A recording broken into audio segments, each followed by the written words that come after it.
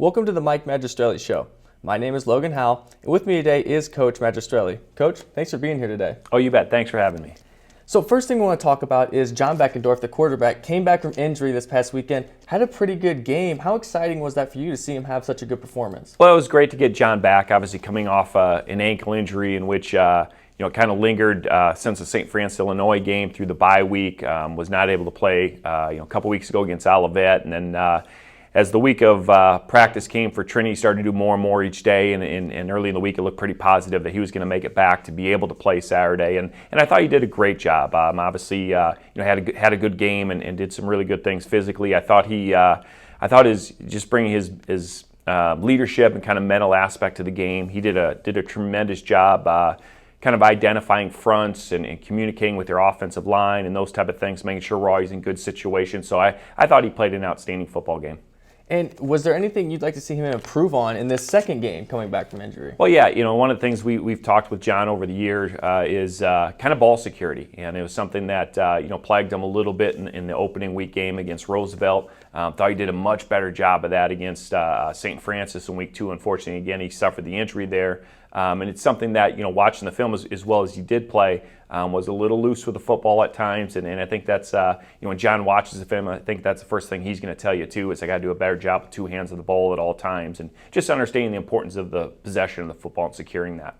And in this matchup, it was 14-14 at halftime before you guys really started to take off. What was the message to the team at halftime? Really don't panic. We felt like we had done some good things in the first half. We were able to move the ball offensively. Unfortunately, we weren't able to punch it in the end zone and those type of things a lot in the first half. Although we finally got the first score on the board there in the first quarter, and unfortunately for us, they returned the kickoff back for a touchdown, so 7-6 as they missed the extra point, or we blocked the extra point, and so it's 7-6. And late in the first half, we were able to get some stops defensively there, right? The final possession before the half, burn some timeouts, and give our offense one last chance before the half, in which we're able to throw a touchdown to Blake Whitman, which I thought was a big momentum lift going into the halftime. So went in with a little momentum, and again, just talked at halftime about not panicking. We felt like we were doing some good things on both sides, that once we were able to have a little bit more consistency, we felt like the floodgates would open and the train would get moving, so to speak. And so I think it's kind of exactly what happened there in the second half. About mid-third quarter, we really got things moving and rolling, and the momentum really kind of swung our way. And the rushing attack was phenomenal. Once again, you had 4 ball carriers averaging over 5 yards a carry in the matchup. Does that make it easier for you as a coach? Well, it does. We have some very good running backs, and I think those guys, those running backs will tell you it all starts up front in the offensive line. I thought that's where we really excelled. Going into a matchup against Trinity, we talked about all the different blitz looks and the different fronts they're going to present with you, and try and create a lot of confusion. And I thought, again, that started with John Beckendorf identifying and communicating up front, and then obviously the offensive line, opening up the holes in the blocking schemes. And I thought that the backs did a great job of running hard, reading the blocks, all those type of things, to where I thought we had an outstanding day running the football, which obviously led to success then passing the football. And this season, in 3 of your 4 games, you've had a different ball carrier that's led the team in terms of carry in the game. Is that by design, or do you just ride the hot hand? It just kind of ends up that way. We're going to get guys in and out and play guys in different situations, things like that. So again, sometimes the game itself, the way the game's going, will kind of dictate who ends up with the most carries. And to us, we don't look at it as how many carries does a player get, as more is how many plays, how many times they're in. And obviously, as a running back or a ball carrier, it's out of your control whether you happen to be on a couple pass plays or a couple run plays. So, we don't look at so much as carries as much as we do playing time. And in this game, you guys had 467 yards of offense and 49 points. How exciting was it to have such an impressive offensive outburst? Well, it was great. Obviously we've had some early season struggles offensively in terms of being consistent and scoring touchdowns, and so it was great to to have a great day like that. We talked about, again, at halftime, don't panic, and once we punch one in here, hey, look out, it's gonna open the floodgates, and again, it did just that in the second half. I think once we were able to score in the third quarter and then get the ball back again, score yet again, and score. I think we ended up scoring touchdowns on 5 straight possessions, which kind of shows that the capability we have, and just need to do it again on a more consistent basis week in and week out. And while we've talked about the rushing attack quite a bit, you had 2 receivers score 2 touchdowns apiece this weekend. How impressive was that? Well, it was great. We need to have success in the running game to again help the pass game and vice versa. So Yemi Ward had a couple touchdowns. He started the game with a nice touchdown catch for us, and then had one later, I believe it was third or early fourth quarter. And then obviously Blake Whitman had the other 2 touchdown catches. Some pretty nice plays for him, and it's just great to have that balance, because that's again what we've been striving for throughout the year, and really trying to preach and be able to execute at a high level in both the running game and the passing game. And now looking at the special teams, against Olivet, kind of struggled a little bit special teams wise. Do you think they improved this week? Well, we did in some areas. I thought we punted the ball better. We did a nice job positionally punting or pinning them in the corner, things like that. We used the pooch offensively a couple times. We call it pooch punt, and both quarterbacks, John Beckendorf as well as Aaron Koosman, were able to pin them at their own 1 yard line. So that was a huge special teams play. Unfortunately, we did give up the kick return for a touchdown, so there's certainly room for improvement. But again, I thought we did some good things. Tom Gillen came in and kicked extremely well. I think he was 7 of 7 on extra points. Did a great job on kickoffs, and he's done a great job throughout the year, and just very, very consistent. And the defense didn't allow a single rusher to average over 2.5 yards a carry in this matchup. How impressive a feat was that? Well, we knew that they were a team that wanted to throw the ball, and they're going to be twice as dangerous throwing if you allow them to get a running game going with it as well. So I thought we did a great job of limiting their rushing attack. They didn't run the ball a lot of times, but we did a tremendous job limiting them when they did try and run the football. And they do like to pass the ball a lot. They threw the ball 77 times in this game. And normally, if the other team throws the ball 77 times, you're probably winning, and they're playing from behind. And how is that feeling, being in a ball game, forcing another team to pass the ball 77 times? Well, I think it was kind of the right storm for them in terms of, they were playing catch up, quite a bit there in the second half. They're a team that likes to throw as it is, and when you fall behind by, a couple scores, things like that, you do have to throw even more than what you may have wanted to going into the game. And they have some outstanding receivers. They played a couple different quarterbacks against us that, really did a good job kind of running around and extending some plays and finding some guys downfield. So, I thought at times we did a good job getting to the quarterback and got, some sacks in the ball game and things like that. But, it's tough when you get up by a few scores and you're playing against a team that likes to throw it anyway. It's a tough situation. And what impressed you the most about the defense? Well, just the resiliency. I know, at the end of the day, they probably gave up a few more points than what they would have liked. And some of that's contributed to, again, late in the game, we got up by, I think it was, three touchdowns or so. And unfortunately, they were able to punch one in and then attempted an onside kick. We weren't able to recover it, so give them another short field. They punched that one in, and before you know it, the score's closer than it really should have been. But I thought we did some good things defensively, and I thought we played well throughout the year. Wasn't one of our better defensive games, but I think we'll rebound and play extremely well. And did any individual on the defense stick out to you in this performance? Yeah, a few different guys. Up front, Bernard Buhaki had a few sacks off the edge. Again, an outstanding pass rusher and football player. DJ Ocean at nose had a sack and forced a fumble. A young freshman for us did a real nice job. Those are some guys that stuck out.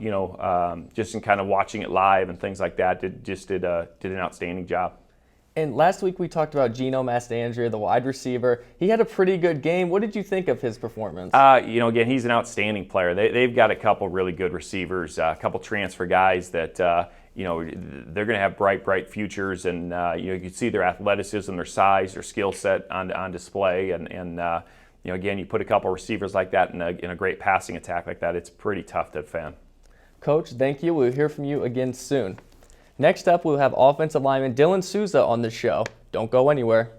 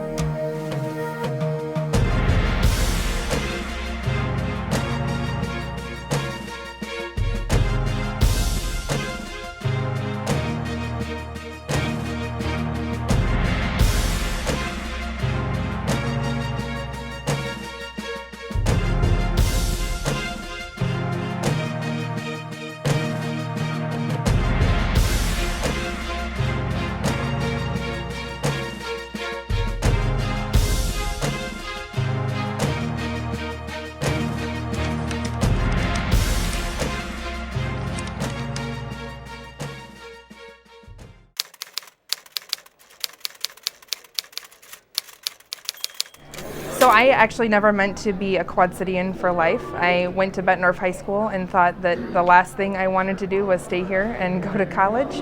But we came here for a campus visit, and I was lucky enough to get an Ambrose scholarship. So that helped tip the scales in Ambrose's favor a little bit. But I knew as soon as I walked on campus that this was the place that I wanted to be. And for me, it ended up kind of being the best of both worlds. So I got to live on campus and grow that independence and become my own person. But I also got to, have that ability to be close to home and interact with my family on the weekends.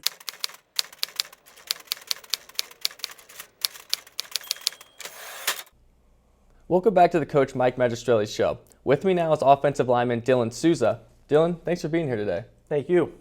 So what got you started playing football? Well, what got me started was basically just my parents wanted to put me in some sports when I was a kid.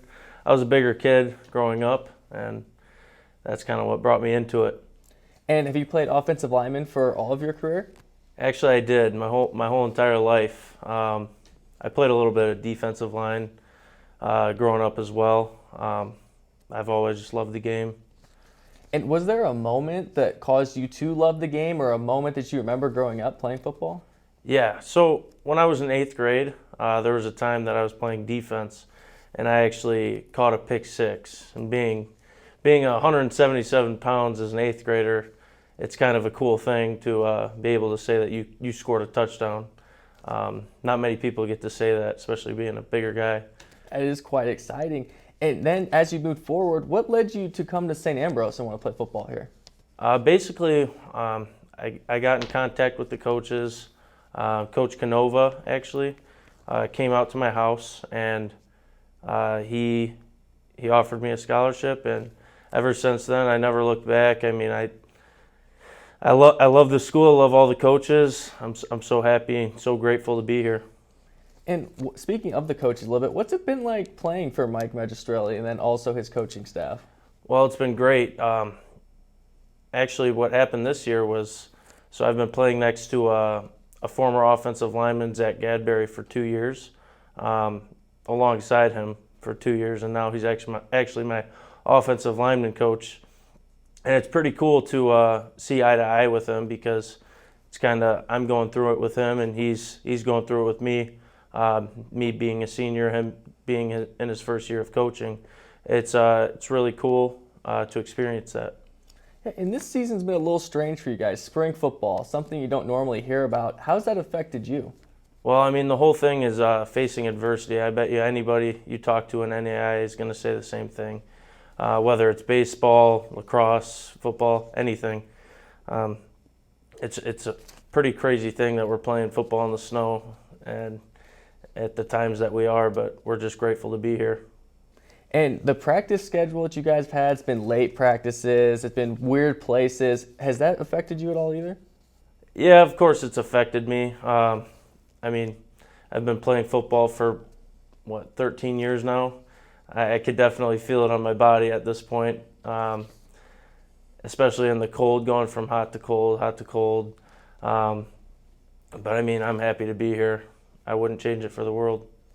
And this past summer, there's a lot of question marks around football and when it will be played. Did you think you would have a season this year? There was doubts in my mind, but I think at the end of the day, I had to play not only for myself, but for my family, for my teammates. I couldn't just leave it without going back out there.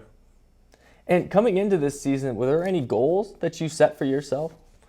Well, obviously a conference championship was the main goal, and it still is the goal. Obviously we need a little bit of help. We need somebody to knock off Olivet for us. That's still a goal for me. All conference is definitely a goal for me. We set a couple different goals as offensive line units. Just playing physical, not allowing sacks, and we like to run the ball as much as possible. And speaking of running the ball, last week you guys did it really well. What's it like being an offensive lineman knowing that you're running the ball at high efficiency? Well, our kind of MO as an offensive line is to play nasty. What that mentality is to finish every play, play physical, and play for the guy next to you. Because at the end of the day, as an offensive lineman, you're not going to get the recognition, as you're not in the paper every day, unless if it's here's your name. It doesn't have a touchdown next to it, but the yardage, it definitely makes you happy, and the wins. And with the remaining schedule ahead of you, what are some things that you want to work on to improve? What I'd like to work on is just staying focused all the time, whether it's football or if it's academics. I want to win. I want to win every game that we play. I want to. I don't want to go halfway. I want to go full. And Dylan, thank you for being here today. Next up, we have Coach Mike Magistrelli back to go over this weekend's matchup. Stay tuned.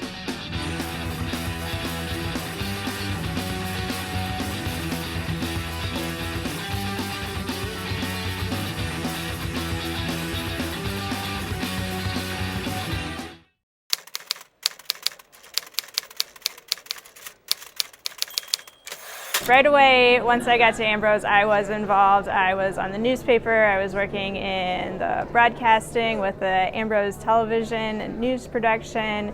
And through all of those different experiences, I really learned a lot about myself, and I really learned all kinds of skills that I still use today. And I'm really excited and proud that I still use all those skills today, and most of that foundational knowledge came from Ambrose in those classes.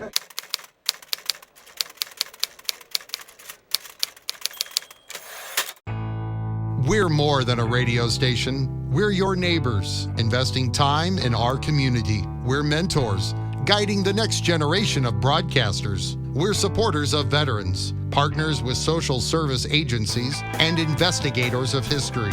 We're dedicated sports fans. We're committed to the stories that make the Quad Cities unique. We are KALA Radio, 88.5 FM, 106.1 FM. Turn it on, turn it up. Welcome back to the Coach Mike Magistrelli Show. With me again is Mike Magistrelli, and we're going to go over this weekend's game against Missouri Baptist. In the Spartans' last matchup, they held the 14th ranked team to just 17 points. Is that kind of a fluke, or are they a lot better than their record shows? No, they're really a lot better than the record shows. They come in at 1-3, and you look back over their season. They opened up playing against Olivet, and Olivet got the better end of that. They ended up having a bye week and played another game against Olivet, and in the rematch it was a one-score game. So they showed some tremendous improvement in that 2-week stretch there. Turned around from there and beat Trinity International that we just played, and then last week, like you mentioned, played number 14 St. Xavier, and it was a game in which they led 14-10 till basically the final possession of the game. St. Xavier had a long drive that ultimately resulted in a touchdown with under a minute to go to win the game for St. Xavier. So MoBap is a team that's going to play awful tough. They do a great job on both sides of the ball. You look back, traditionally in our matchups over the years, they're always tight football games. They're always hard-fought battles that typically come down to the fourth quarter and ultimately decide the game late. And the Spartans struggled to run the ball last week. Is that a trend you're hoping to continue? Yeah, it starts with their run game. They're a physical football team. They like to run it. They got a couple of really good running backs and quarterback to complement that. So everything starts for us defensively with shutting down, slowing down the run game, and forcing them to be one-dimensional and pass the football. And if we can do that, I like our chances of really limiting them offensively. And is there any certain player that your staff has an eye on going into this matchup? Yeah, they've got some good football players. Like I mentioned, really good set of tailbacks. They've got a dangerous wide receiver. Defensively, they got a couple really good players. Cowley, I believe is his last name, plays like an outside backer. In fact, they play him all over the place. So a really, really good football player, number 7, that again lines up all over. We got to recognize where he is and those type of things. And they have a corner that's an outstanding football player as well. So there's a number of guys that jump out to you on film, and that's kind of the way it is every week. You're going to face a team that's got some really good players, and MoBap's no different. And what positives from last week's win are you hoping to transfer into this week? Well, again, some of that momentum that we talked about. We we talked about, hey, we did some good things a week ago, but that the focus this week has to be on Missouri Baptist. We can't look ahead a week. We can't look behind at what we did against Trinity too much. We got to focus on MoBap and because they are a good football team and a very dangerous football team. So if we take that type of mindset, I think we'll be fine. But if we get caught again looking back or looking ahead and not really focused on Missouri Baptist, it could prove to be a long day. And getting back home is always great. Is that something the team's excited about this week? Yeah, it is, and it's been a weird year in every way possible this year. But again, it's only our second game to play at Brady Street. We've obviously only had the one opportunity to play there a couple weeks back, so it's great to be back and play at Brady, and again play in kind of what we consider normal situations, those type of things. So we're certainly looking forward to playing at Brady Street. Coach, thank you for being here today. That concludes the Coach Mike Magistrelli Show. Be sure to tune in this weekend as the Bees take on the Spartans. Thanks for watching.